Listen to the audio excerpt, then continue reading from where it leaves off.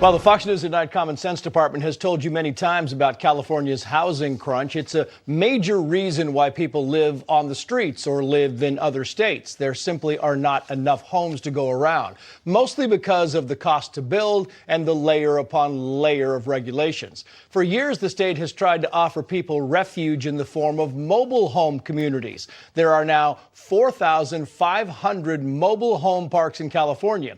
The problem is many have become magnets for crime and homelessness. Random RVs can simply pull up and park for years on end with no consequences.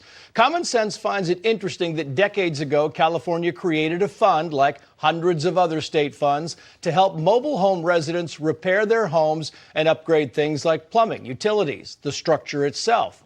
The fund now has tens of millions of dollars, but in the past 10 years, the administrator who's in charge of all that money has approved exactly one application for help.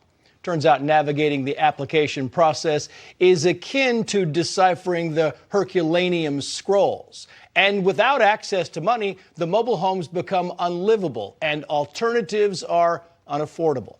Common Sense just saw a mobile home listing in Malibu, 3 bedrooms, ocean views, $5.5 million.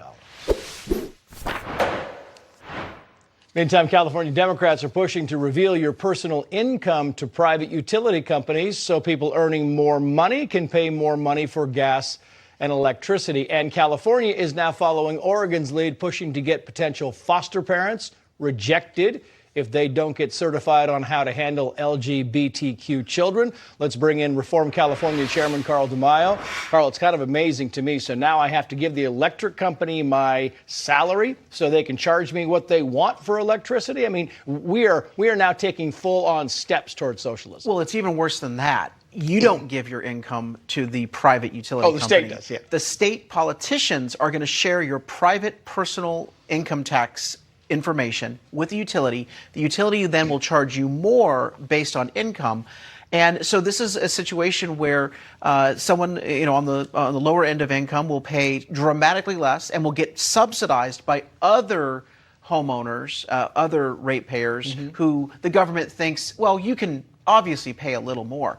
It is an unfair and an illegal tax, and we believe that it will be challenged in court, and we believe that we can beat it at the ballot box. And there's people making a lot of noise about this. I want to move on to subject 2, because California Senator Scott Wiener, the man, of course, behind decriminalizing prostitution in the state of California, has a new bill, quoting here, nearly 1 in 3 foster kids is LGBTQ. They deserve homes where they're safe. Sadly, far too many are subjected to homophobia, transphobia. I'm authoring SB 407 to ensure foster parents to be certified are prepared to parent LGBTQ kids.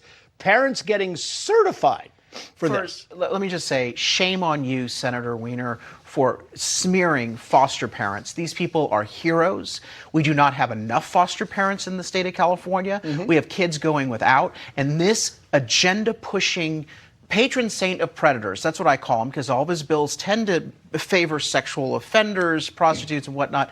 He's out there saying that we should reject foster parents if they don't agree up front to his list of demands on wokeism. This is basically saying if you're not woke enough, you're not able to take care of a child. I think it's outrageous. This is going to hurt kids at the expense of the ability to place them in homes, loving homes, stable homes. And California is just following Oregon because we talked to an Oregon mom who was rejected because of her faith. Watch her.